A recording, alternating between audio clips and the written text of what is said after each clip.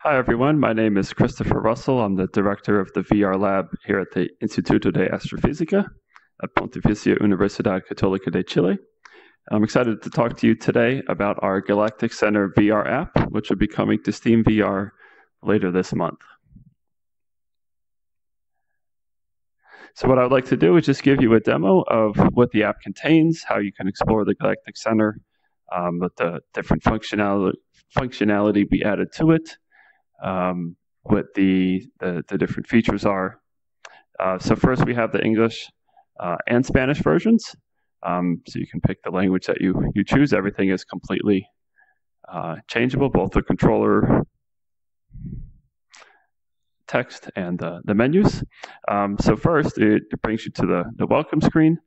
So once you choose your language, then you can read some of this info here. It talks about who we are, the team that did it, the funding agencies for which we are very grateful, some acknowledgments from other collaborators on the VR astrophysics side, the scientific details in case you're interested in more for that, as well as the 360-degree video, which is our previous work, in case you wanted to see this whole thing animated, which we'll come back to a bit later.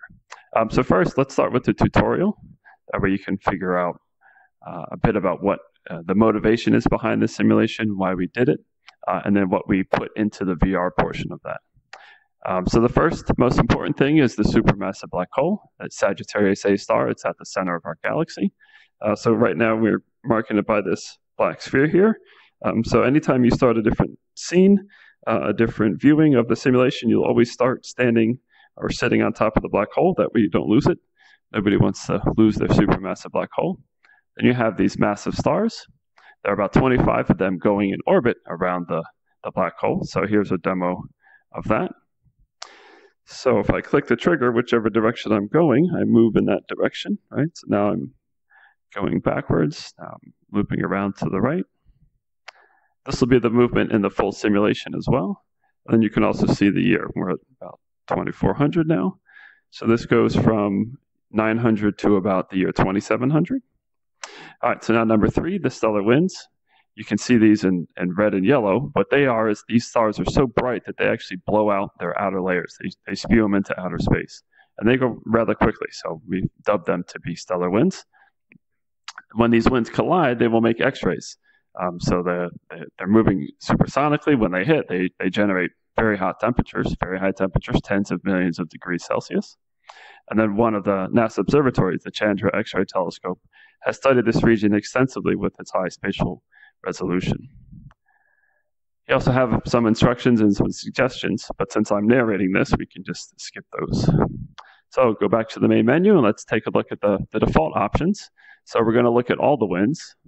We're going to see the lowest resolution. We have 3 different settings depending on your VR setup. You can either look at just the X-rays, you can look at just the stellar winds, or both. I personally am a fan of both, so we'll start there. And then here we go. So now you are standing on top of Sagittarius A star. You're looking at a region that is about a parsec in size, so about 3 light years in radius. And now I'm just pointing the trigger and clicking, and then whichever I point, I go. So if we take this view for here, you can see the star markers. If I zoom towards one, you have the gray orbit lines like you saw before. But so now I'm basically right at the position of a star. You can kind of see it twinkling in white. Or if I go to the southern neighboring star here, again, you see the white marker twinkling. So it's this star, the one that's closest to the black hole in this inner orbit. That's, in my opinion, the most interesting one, because you can see the material there actually spiral into the black hole. But when we load the larger simulation, we'll talk about that a bit more. So the main thing to impress here is anywhere you want to go, any vantage point you want to have, you can do that in this VR experience, which is why we did this. It was the main motivation in the first place, to not be limited along some coordinate axes or some direction, to move absolutely wherever you want, and then look in whatever direction you feel. All right, so now if we look at the menu, it'll tell you what the controls are. I've been using the trigger move to go, right? So I'll hit the small button on the top, and then we'll go back to the main menu. So now we'll look at a bit more particles. This time we'll load all 1 million. So it takes a second or two longer to load, but it's under 10 seconds. Okay, so now we have every single element that's in the simulation is now in this VR experience. So everything that is bright enough to show up is here. So you're seeing the full simulation. So now if I take my favorite vantage point, zooming away, so here's this nearest star again that I pointed out the first time, and you can see the material from its wind. It's making this nice, cool spiral pattern to go right into towards the black hole. So at this particular point in time, this star, this wind from this star, is the main feeding source of the black hole and this simulation of these 25 Wolf-Rayet stars. But you can also see material from these shocks here. It's still being gravitationally pulled into the inner regions of the black hole. So if we take a look at some other stars, some that are further away, this one here, we go in this direction. All right, so here's the star marker, and then now this wind is very slow compared to some of the others. So it doesn't really make it very far before it gets pushed back, but it's very clumpy. So this red and yellow structure, it's not very smooth at all. It's very clumpy because of how it shocks. And then you see a bit of X-ray emission on the edge of it, but it's mostly pretty cold. You wouldn't see this very much in X-rays. You would see it in other diagnostics. And then you can go over here. This is I call it a pseudo-binary. There's an intermediate mass black hole that is in between these two stars here. Right, so you can more easily see the top one. The bottom one's a bit harder because the shock opens towards the bottom one. It's the weaker wind star, but if I try to zoom towards it. Okay, there's the second star. So this pseudo-binary keeps the intermediate mass black hole keeps the stars on a similar track the whole time. So the two winds are continually slamming into each other, making this. From here, it kind of looks like a pancake. From the other side, looks more like a shell. Okay, so one of the other things we can do for something like this, you always want to know where home is. So if you bring up the menu and then you hit Show Earth, this just tells you that we actually had to make it quite a bit larger in order to see it. And so there's everybody you know. You can wave, say hi. So if we go in that direction, at the bottom of the controller, it'll tell you how far you are from the black hole. So we're approaching 2 light years away, and we're traveling at 10 million times the speed of light. So if we want Earth's perspective of this whole thing, so now we're at about 5 light years, that should be good enough. And so this is the vantage point that you see from Earth, that all the telescopes on the ground, all the telescopes in space, they can look in this particular direction and only this direction. They don't get to look from the right, from the left, up, down. They don't get to look from behind. So when we make these simulations, we want to make sure we take full advantage of how we can look at these things. So sure, we obviously want the comparison from Earth's perspective to match what the telescopes see. That's how you know your simulation is on the right track. But the fact that we can move in any direction, get any particular vantage point, it's almost like sending your simulation telescope wherever you choose. If you were able to send a telescope 26,000 light years away. So don't hold your breath for the results to be beamed back to you. Another thing that's pretty cool is we added a feature to change the scale. So we go back to home base, back to near the black hole. So we hit the change the scale option. So now if you take both triggers and move your hands apart and then click both of them, it's almost like you're grabbing the simulation and bring it together. Now you're making the thing smaller right in front of you. Or move your hands apart to make it larger. So if we make it almost as small as it goes, so now it's as small as it goes. So I know you can't actually see what I'm physically doing, but now I'm just going to move my head forward about a foot. So I don't know, 20, 30 centimeters at most, and then I'm traveling through the whole entire simulation. So as opposed to flying around before, now my head movement is quite important. It also makes it very 3D. So let's make it just a little bit larger. So now if I want to look at this particular shock here, for example, I don't have to move my head very much to get an in-depth look at that. Or if I want to look at the black hole and go on my tippy toes to go up, or I can duck to go down. So the trigger still works. You can still fly as I'm doing now. So you can add both of them in combination. You also see a nice outline of a shock here, this particular one, and you can just travel through the whole thing. Ooh. If you want, you can turn the orbit lines off. That'll work. You can hide Earth. Once you get to handle the instructions, you can turn them off as well. That way it's not as much text there. So we go zooming in, zooming out. And then you can also hit we turn the instructions back on. There's also a reset button. So if you get lost or you want to just go back to the beginning, if you hit one of these grip buttons on the side, grip button right here, grip button reset, you go back to normal. So now you're back to standing on the black hole, and again, you did not lose your supermassive black hole. All right, so let's return to the start menu now. And so that was the all winds. You can look at just the X-rays, just the stellar winds or both, and choosing your size. If you look at one wind, we've picked 3 of our favorites: Balthazar's favorite, my favorite, and Jorge's favorite. So let's start with Balthazar's.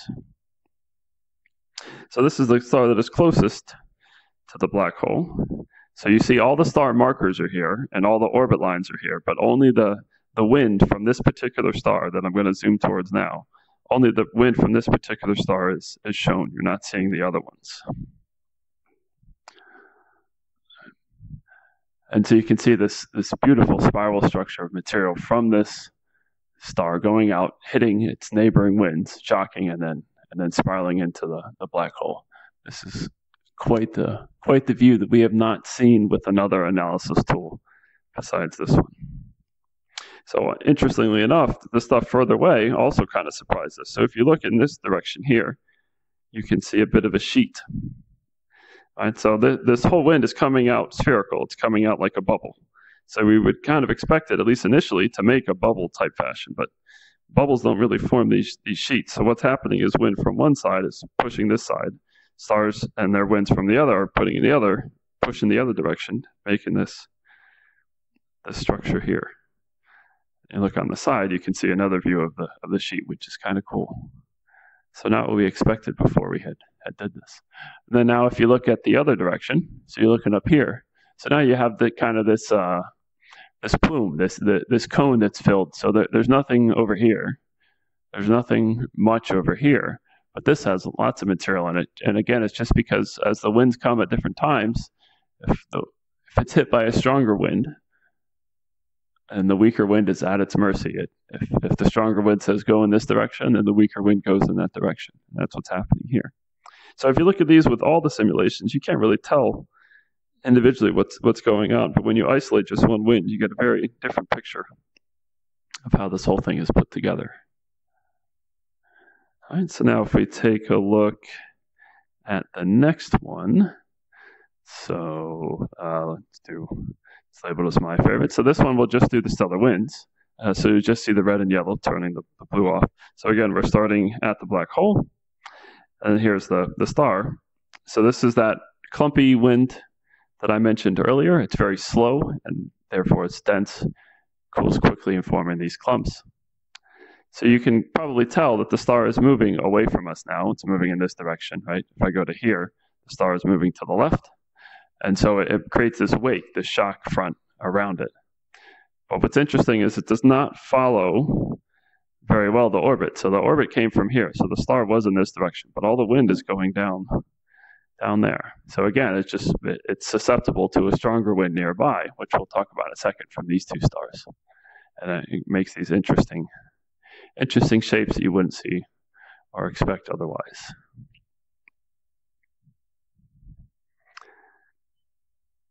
All right. Okay, and now let's look at the third one, IRS 13E4. So this is in the binary system, or the pseudo-binary that I mentioned. It's not a binary because the two stars are not orbiting themselves, but there's an intermediate mass black hole in the middle of these two in the simulation, so the winds are continually slamming into each other. So here's the one that's easy to see, the top one. The bottom one, this is the one we're not showing. So it's a little bit easier to see where that marker is now compared to the first bit. So these two winds are continually slamming to make this shock front, and the bottom one is a little bit weaker, so it's somewhat curved in this direction. No matter which side you look at, you can kind of see a little bit of a curvature there. But what I was not expecting, if you zoom out, you can see the extent to where this wind goes. So you have an outer shock when it interacts with other material all the way out here, which was quite large. So you don't see any shock over here because it just keeps going out. But as it makes its way towards the black hole, it's hitting the other neighbors, and it's been this nice sheet pattern, which we were not expecting. We would expect it to be more like a sphere. And so if you take a look at this one, this is kind of more what we expected, a 3D, but all this is missing. And why is that missing? And then you can also see that some of this wind is going to potentially make it to the black hole. It seems to get pretty close. So if this was a little bit sooner or later, you might see some of these, a stream go all the way to this black hole marker here.